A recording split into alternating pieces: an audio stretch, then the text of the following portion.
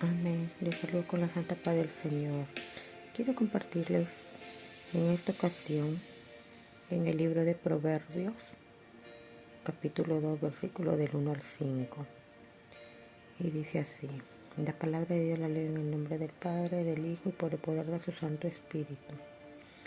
Hijo mío, si recibieres mis palabras y mis mandamientos guardares dentro de ti, haciendo estar atento tu oído a la sabiduría, si inclinares tu corazón a la prudencia, si clamares a la inteligencia y a la prudencia dieres tu voz, si como a la plata la buscares y la escudriñares como a tesoros, entonces entenderás el temor de Jehová y hallarás el conocimiento de Dios. Amén.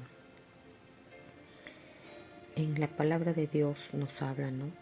Que nosotros, si escudriñamos la palabra de Dios cada día, nos llenamos de ese conocimiento, ahí vamos a entender el temor de Jehová, vamos a aprender a conocer a Dios.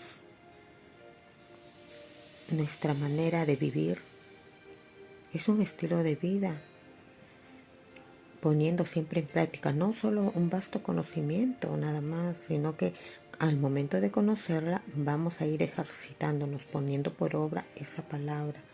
Solo así puede haber cambios en nuestras vidas. No, el simple conocimiento no va a cambiar, no, sino el conocimiento más la puesta por obra. Es así como dice el Señor, que buscáramos estar atento a la sabiduría. La palabra de Dios es la sabiduría. La palabra de Dios, conforme la vamos conociendo, nos va a llamar a un temor, porque dice en otra parte, es el principio de la sabiduría, es el temor de Jehová. Temor de Jehová no quiere decir un miedo, sino un respeto por su palabra, un respeto, ¿no?, por Dios, un amor, un temor reverente a Él, el querer agradarle, el querer, ¿no?, hacerle sonreír, alegrar su corazón, ya no más provocarlo a ira, ya no más herirlo. Con tanto, baste, como dice Pablo, basta el tiempo pasado que hemos venido todo el tiempo ofendiendo a Dios, haciendo lo malo, siendo esclavos del pecado, mas Jesús vino a libertarnos para ahora ya tener otra vida. Por eso dice, las cosas viejas pasaron y aquí todas son hechas nuevas. A medida que conocemos su palabra, a medida que vamos conociendo, pues nosotros vamos a ir escalando, vamos a ir avanzando conforme al propósito de Dios. Tenemos que alinearnos al corazón de Dios, alinearnos a su espíritu. Ya no hacer más nuestra voluntad, sino hacer la voluntad del Padre. Recuerden que Jesús dijo, yo he venido no a hacer mi voluntad, sino a hacer la voluntad de mi Padre que me envió. Si Él nos trajo ese ejemplo a nosotros, pues así debemos vivir, porque Dios dice que Él nos escogió desde antes de la fundación del mundo, para que vivamos sin mancha y sin arruga, para que seamos semejantes a Él, a su Hijo, tener el carácter de Jesús, el carácter de Cristo en nosotros. No ese carácter deformado con el cual nosotros hemos venido absorbiendo del mundo, con ese carácter que hemos venido, ¿no? Un carácter, no un buen carácter. Hemos absorbido todo lo malo.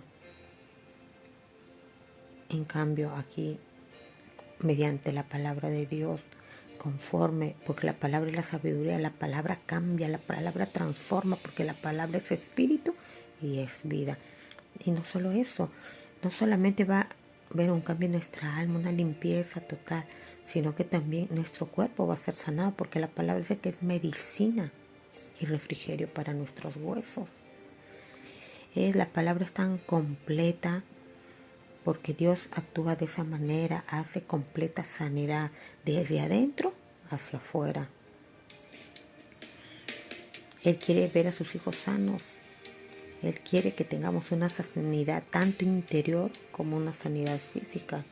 Pero primero empieza por dentro. Recuerden que Jesús dijo, como le dijo a los fariseos, hipócrita, Primero limpia el vaso por dentro para que todo esté limpio, aún lo de fuera. Primero, no cometamos eso, que el cambio, uno piensa que el cambio es externo y lo de dentro, ¿qué? Sepulcros blanqueados.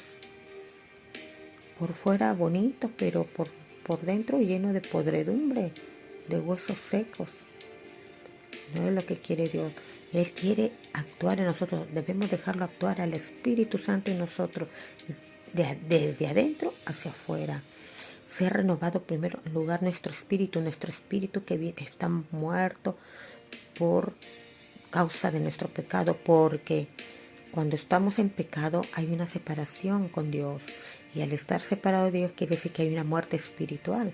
Pero más la luz de Cristo que nos alumbró y nosotros creímos en su palabra, creímos en Cristo y lo aceptamos como Señor y Salvador, pues ahí vino. Nuestro espíritu fue regenerado, restaurado. Ser guiado ya por el Espíritu Santo de Dios. Por ende nuestro espíritu ya comienza a gobernar nuestra alma y por ende nuestro cuerpo. Todo. No podemos nosotros venir a Cristo a pesar de conocer su palabra. Vivamos como vivíamos antes, como vivíamos en el mundo, en pecado. Ya no más, las cosas que hacíamos antes ya no las podemos hacer más. Por eso dice las cosas viejas. Ahora todo es hecho nuevo. Ahora va a haber una renovación de la mente a través de la palabra de Dios. Renovaos el espíritu de vuestra mente, dice. Con la palabra de Dios, con la palabra, todo eso nos va a ir renovando. Ya vamos a ver de otra manera. Se van a abrir nuestros ojos espirituales, se van a abrir nuestros oídos espirituales. La palabra, como le digo, es espíritu y es vida. Él nos va a vivificar la palabra.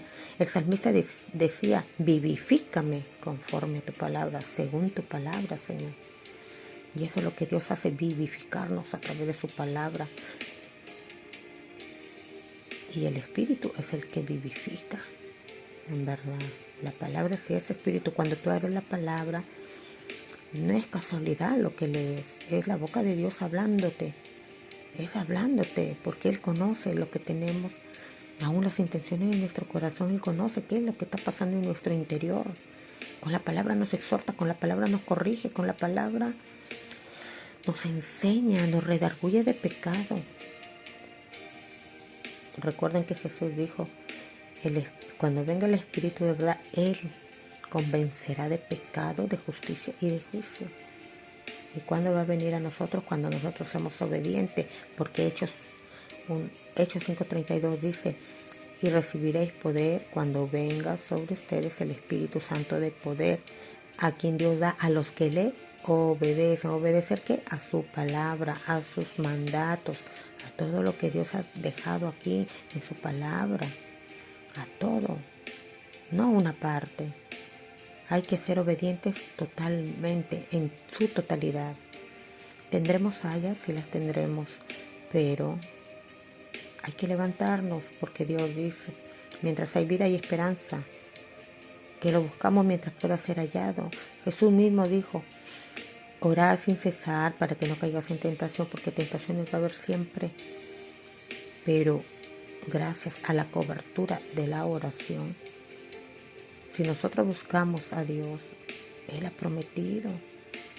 Su Espíritu Santo va a recordarnos. Cuando vengan los dardos del maligno a la mente, entonces vamos a recordar su palabra y vamos a resistirlo con esa palabra. Recuerden que cuando Jesús fue en el desierto, fue tentado, Él con la palabra resistió. Resiste el diablo y Él huirá de vosotros. Jesús resistió con la palabra. El escrito está. Y eso mismo nos dejó a nosotros ejemplo. Es por eso, hermanos, amigos, les animo a escudriñar la palabra, a venir a Cristo, a ponerse en sus manos, a rendirse a Él, a someterse a su palabra, cumplir fielmente los mandatos de Dios. Como repito, fallas vamos a tenerlas, porque mientras estamos en un cuerpo pecaminoso, vamos a ir, pero ¿dónde está la clave? En levantarnos y tratar de hacer cosas mejor, esforzarnos. Pablo decía, aún no te has esforzado hasta la sangre. Tenemos que esforzarnos en presentar nuestros cuerpos en sacrificio vivo, que eso no quiere decir cosas externas, sino se refiere al interno. Vas a morir a tus deseos carnales, vas a morir a todo eso, a toda carnalidad, morir a tu yo, a la carne, en el nombre de Jesús.